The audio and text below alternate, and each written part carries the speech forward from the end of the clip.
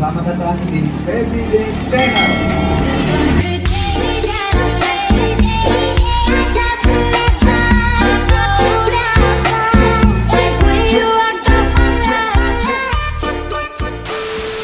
Review kondisi R15 V3 setelah pemakaian 5 tahun.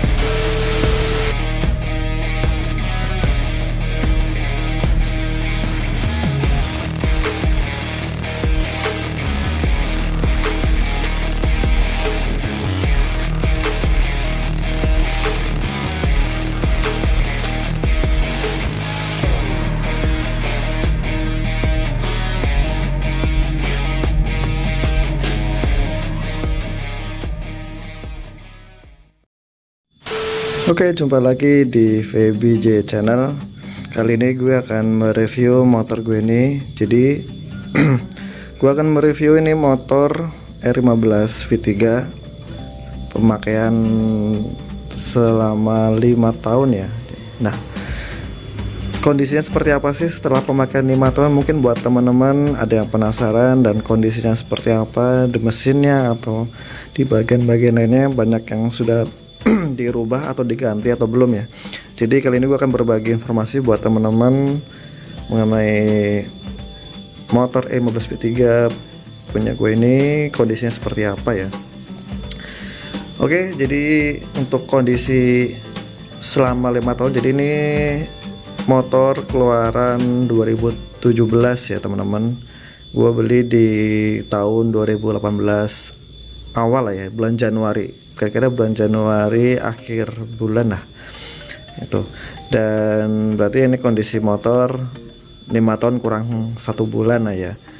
Nah, untuk kondisinya alhamdulillah untuk selama pemakaian sampai saat ini perubahan atau spare part yang diganti itu nggak banyak dan terbilang kondisi motor masih enak dipakai. Nah, kembali lagi ke perawatan juga sih teman-teman.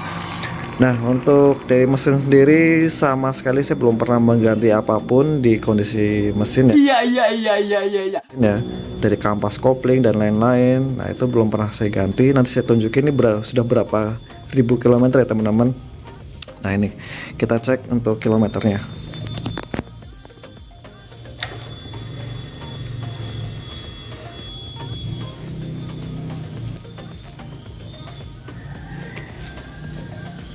Nah, ini sudah 89.038 km. Oke.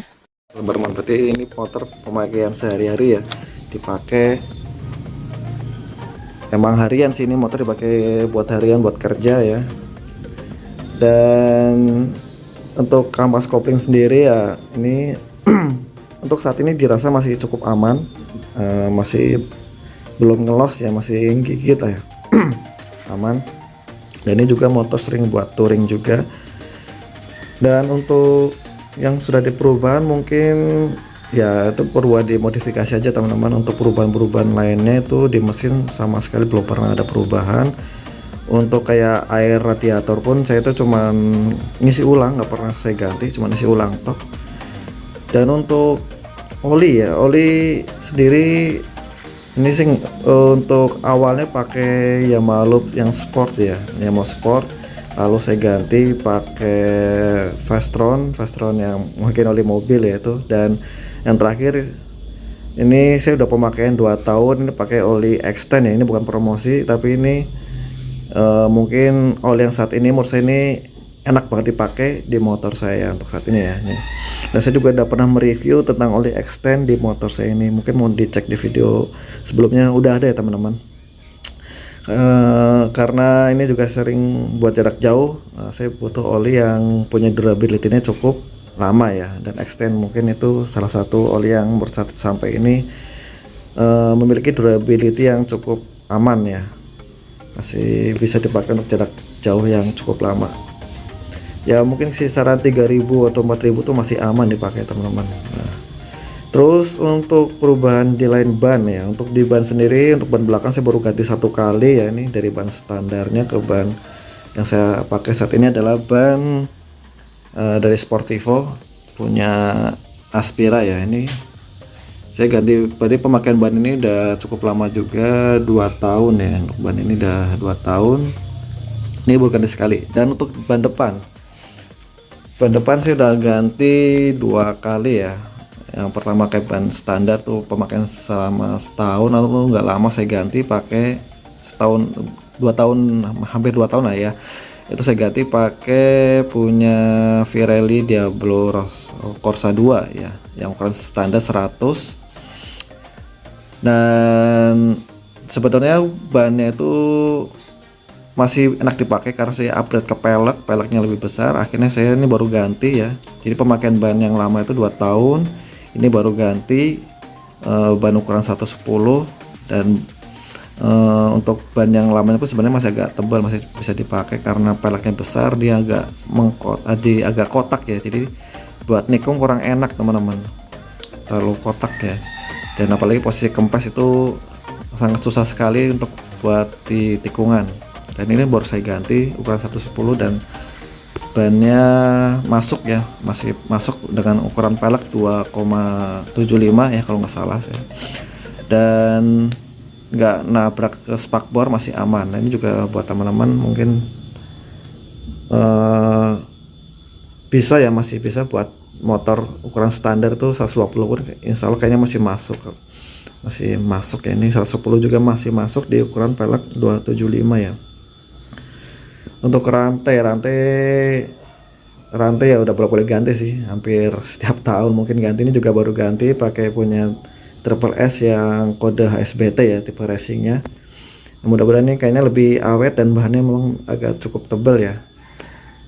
Terus untuk perubahan lainnya mungkin hanya modif-modif aja teman-teman. Jadi saya udah upgrade ke model double disc dengan cakramnya cakram PSM ya, kanan kiri. Dan peleknya ini pakai Verosi Sanca ya. Ini sebenarnya ini pelek milik R25 ya teman-teman. Terus untuk kalipernya saya pakai punya RCB ya. Jadi ini untuk pelek kaliper ini berarti pemakaian baru setahun sih teman-teman, ini baru setahun. Sama untuk handle kopling itu pakai RCB S1, yang kanan pun pakai punya S1 juga ya. Ya pakai. Dan ini buat teman-teman yang mau upgrade ke double disc juga, ini recommended RCB S1 14 mili, dia sudah bisa buat 2 double disc ya. Nah, mungkin nanti caranya ini dipakai Bang Jo yang double ya teman-teman, tapi jangan yang disuntik kanan kiri, itu nggak akan kuat ya. Tapi kalau sini di double Bang Jo ini model ini kuat ya teman-teman, ini aman. Untuk knalpot saya pakai masih ini seperti selama 4 tahun saya pakai knalpot ini ya teman. Nggak tahu kenapa pernah ganti tenaganya tuh nggak enak ya pakai ini, sampai sekarang tenaganya masih masuk ya dan cukup enak dipakai. Berarti saya pakai knalpot ini hampir 4 tahun ya, 4 tahun. Oke.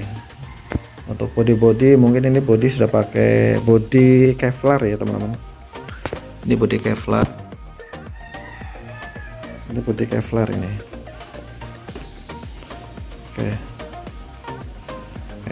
Proguat pakai Kevlar juga.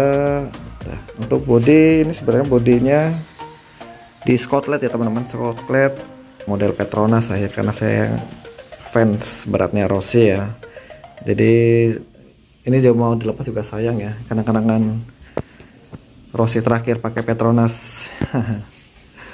Dan untuk bodi aslinya itu masih mulus ya, masih mulus karena waktu dari yang barunya pun saya langsung dekal, bukan yang seperti ini, dekal biasa, lalu ganti dekal yang seperti ini. Ini bukan dekal sih, Scotland aja, tapi kita variasikan itu.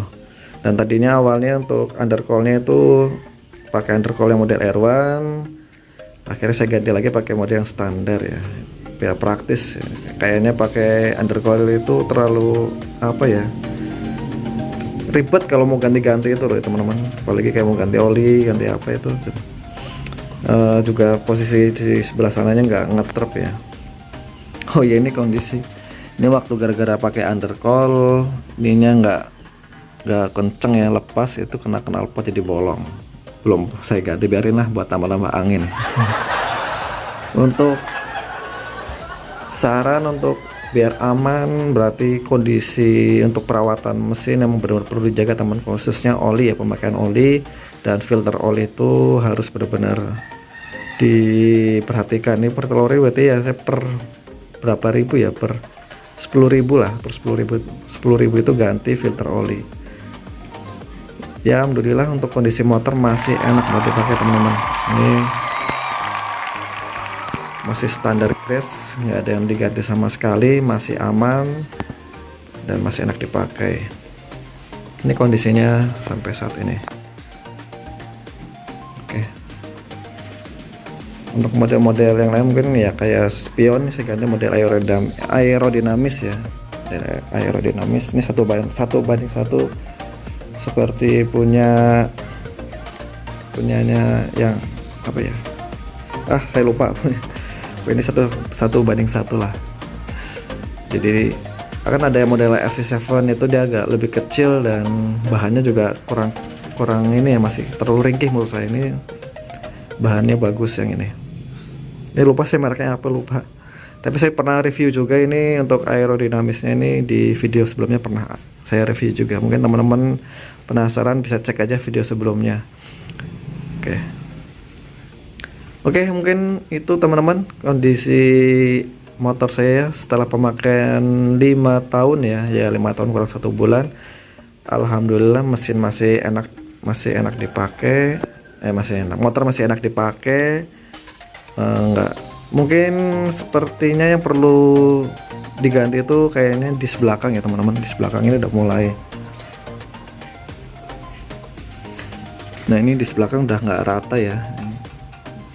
Ini juga harus belinya online paling teman, karena di sini juga nggak ada, tanya di dealer apa pengen resmi itu nggak ada pelek apa. Nah ininya harus juga nunggu ya, tetap nunggu. Terus juga kendala ini mungkin teman-teman punya kendala yang sama, ini bunyi ya, suka bunyi. Ini mah nggak bunyi. Nah ini saya juga udah pernah bikin video untuk cara antisipasinya biar nggak bunyi, ada dicek di video sebelumnya ya, cek aja teman-teman.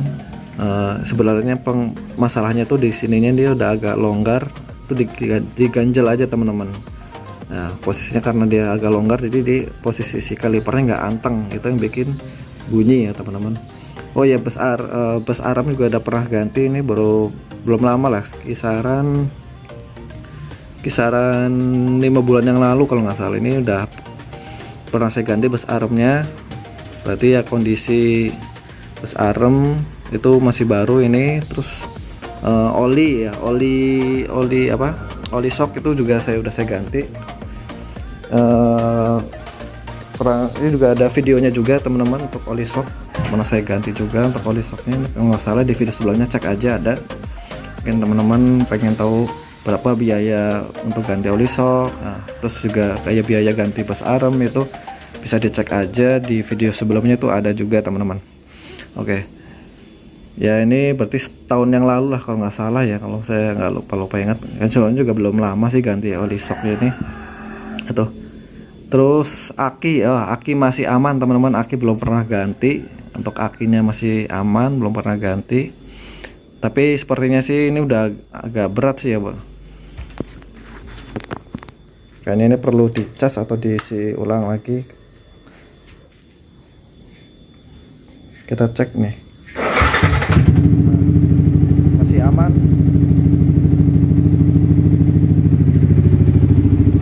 Mesin juga masih halus ya teman-teman ya, nggak kasar. Ya, ciri khas R15 kan dia berisiknya tuh berisik di koplingnya ya.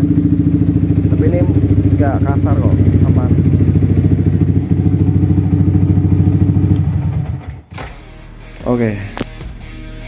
Oke, itu teman-teman. Mungkin ada yang mau ditanyakan, mungkin punya pengalaman yang sama, bisa berbagi di kolom komentar ya teman-teman. Terima kasih udah mengikuti video ini. Sampai jumpa di video-video berikutnya.